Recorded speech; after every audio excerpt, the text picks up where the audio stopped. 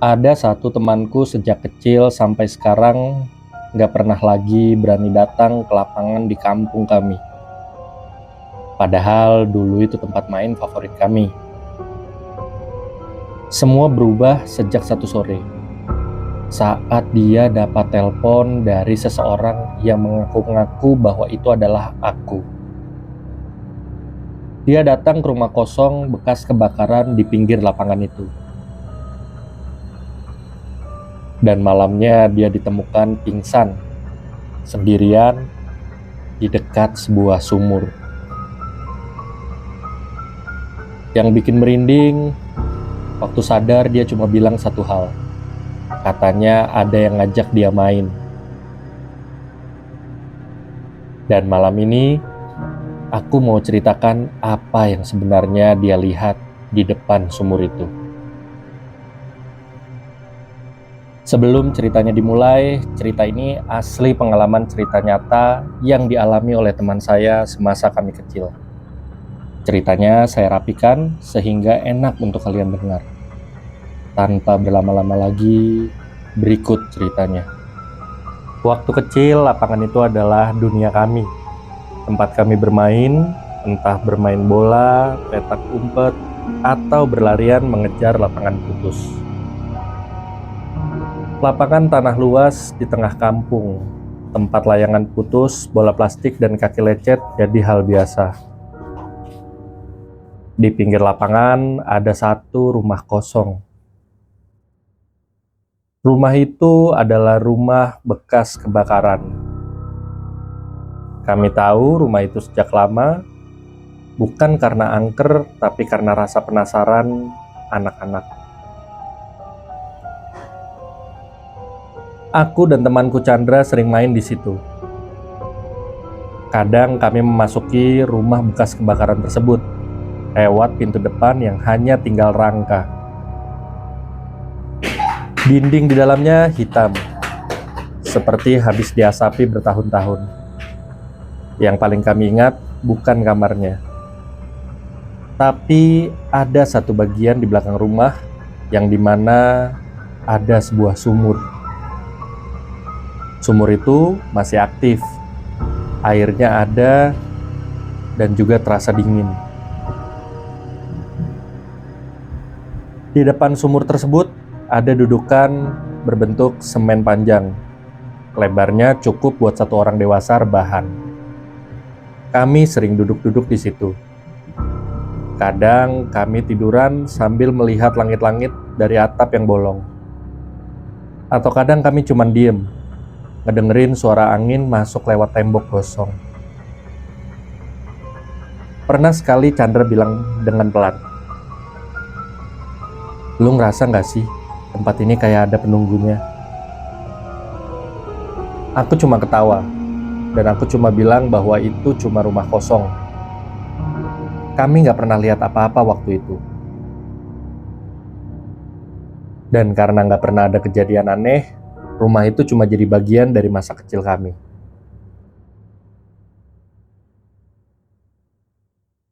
Sampai suatu hari, bertahun-tahun kemudian, saat kami sudah jarang main bareng, sore itu Chandra dapat telepon dari rumahnya. Dan penelpon itu mengaku-ngaku bahwa itu adalah diriku. Suaranya pas, logatnya pun pas, cara bicaranya juga mirip denganku. Bahkan dia bilang, "Lu ingat dudukan depan sumur itu nggak?" Itu adalah kalimat yang bikin Chandra yakin bahwa penelpon itu adalah diriku. Karena nggak banyak orang yang tahu soal sumur itu. Penelpon yang menyerupai diriku itu mengajak Chandra untuk ketemuan di rumah kosong. Katanya ada hal penting yang mau dibicarakan. Padahal sore itu aku memang tidak menelpon siapa-siapa. Chandra datang sendiri. Menurut cerita warga, dia masuk ke rumah itu menjelang maghrib. Saat itu rumah sudah makin rusak. Tapi kasur bekas kebakaran masih ada, menyisakan rangka hitam dan busa yang gosong. Sumurnya tetap di sana, dudukannya masih utuh. Chandra berdiri di ambang kamar belakang. Cahaya sore jatuh tepat ke dudukan semen di depan sumur. Dan di atas dudukan itu ada seseorang yang berbaring. Posisinya membelakangi Chandra. Ia diam seperti orang yang sedang tidur siang. Chandra memanggil namaku sekali. Tidak ada jawaban. Chandra perlahan mendekat, tapi langkahnya berhenti sendiri saat dia sadar bahwa orang itu tidak bergerak sama sekali. Dadanya tidak naik, tidak juga turun. Lalu tiba-tiba kepalanya berputar. Bukan bangun, bukan duduk. Hanya berputar di tempat pelan. Seperti kepala boneka yang diputar oleh tangan. Saat wajah itu menghadap Chandra, dia melihatnya jelas. Wajah itu rata, tidak gosong, tidak rusak. Kulitnya utuh, pucat, tanpa mata, tanpa hidung, tanpa mulut. Suasana menjadi hening beberapa detik kemudian. Dan tiba-tiba terdengar suara. Suara itu terdengar bukan dari udara, bukan dari mulut. Suara itu terdengar dekat, seolah keluar dari dinding lantai dan sumur sekaligus. Nada suaranya datar, seperti suara anak kecil yang bosan. Pelan dan jelas terdengar suara, "Main yuk." Chandra ingin lari, tapi kakinya tidak bisa bergerak. Suara itu mengulang, lebih dekat, lebih rendah. "Kita main di sini." Chandra merasa telinganya berdengung. Pandangannya menyempit, dan tubuhnya jatuh ke lantai rumah kosong itu. Malamnya, karena tak kunjung pulang, ibunya Chandra panik.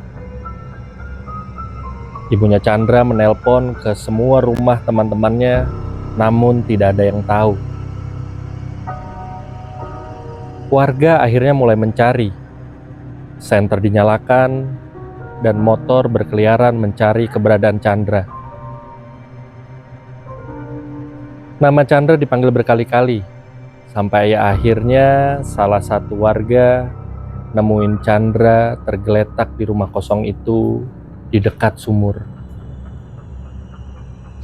Tubuhnya dingin, bajunya kotor dengan tanah.